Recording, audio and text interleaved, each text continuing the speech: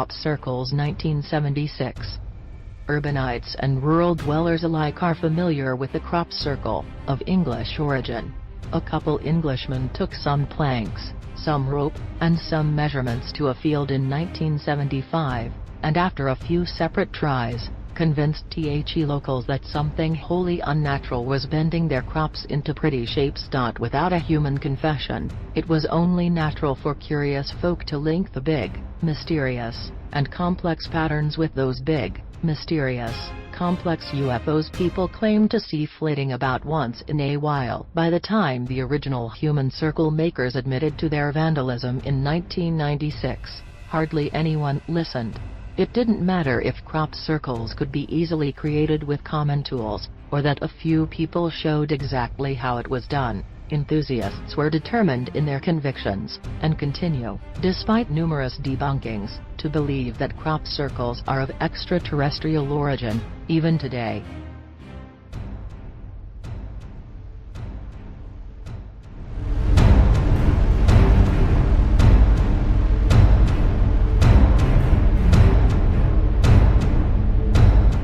Grainy flying saucer photos 1947. As the Roswell controversy hit the news, kid pranksters everywhere got hungry for a piece of the action. Armed with cameras, they hurled anything disc-like.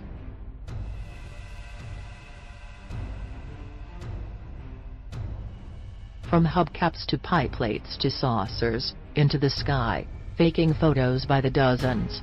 Through a camera lens, an old button on the ground can look like a crashed UFO. Some photos can't be proven fake, the film is untampered with, and the graininess of the photos themselves prevents even the experts from obtaining definitive answers as to just what is depicted. While Fox Mulder's "I Want to Believe" poster is likely a picture of someone's thrown hat, we'll never be able to know for sure. What we do know for sure, though, is that in the 40s, a lot of kids stole mom's good silver to aid in an afternoon's mischief, and continue to occasionally do so today. The rest is a matter of likelihood.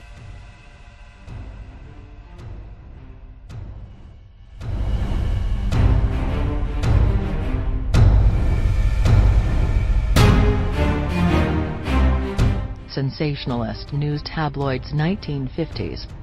The most famous of these papers are the National Enquirer, the Globe, and the craziest of all, the Weekly World News.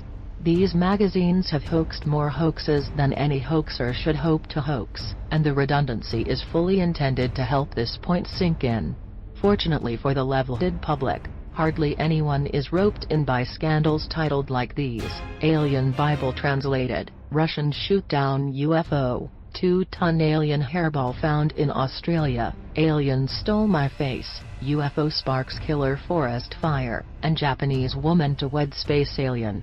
Have aliens been using the moon as a garbage dump? Are they warring with a clan of Bigfoots? How exactly can exorcism affect UFOs? Who the heck is Plode, and why is he fraternizing with the Clintons? Doubtless someone, somewhere, has been tricked into believing at least some of this crazy stuff. Thus, these tall tale-telling tabloids are officially hoaxers. Even if most of those who purchase tabloids do it for entertainment value alone, the magazines themselves stand by the alleged truth of their stories.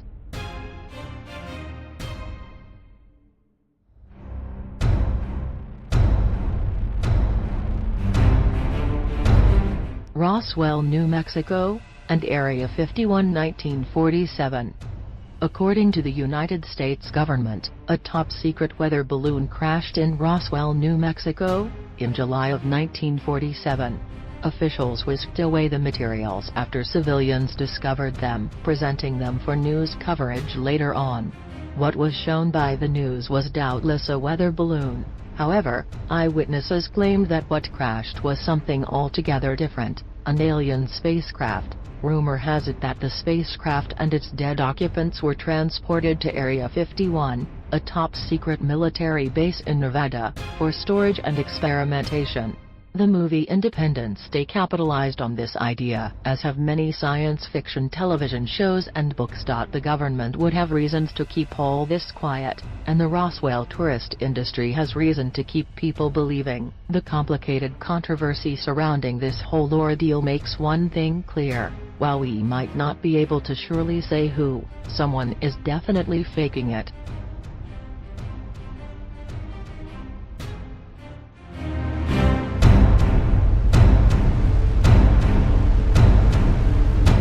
Images of extraterrestrial beings. 1960s. In the 1950s and 60s came the American cultural trend not only of flying saucer sightings, but of reported meet and greets with their occupants. The mass hoax spread across the nation as people grappled for a stint in the spotlight. Some would dress up strangely, posing for photographs or gently harassing acquaintances. At least one man, named R.E. Harrison II, took photographs of an image on a television screen, claiming it to be an alien at the door. A more scandalous and gruesome example of alien body hoaxery can be found in Ray Santilli's black and white alien autopsy footage, in which a creepy-looking, hairless humanoid, with large eyes and a large head, is shown on a table, partially decomposed. The footage was released in the 90s, and received a great deal of attention. Santilli disappointed believers in 2006 by admitting the footage to be fake. At least he tried to let us all down easy. He claimed the footage not to be totally fake, exactly, but a reconstruction of an alien autopsy that did take place. Either way, the depicted creature wasn't a real alien, and since Santilli didn't admit this upon release, the footage can be considered a hoax.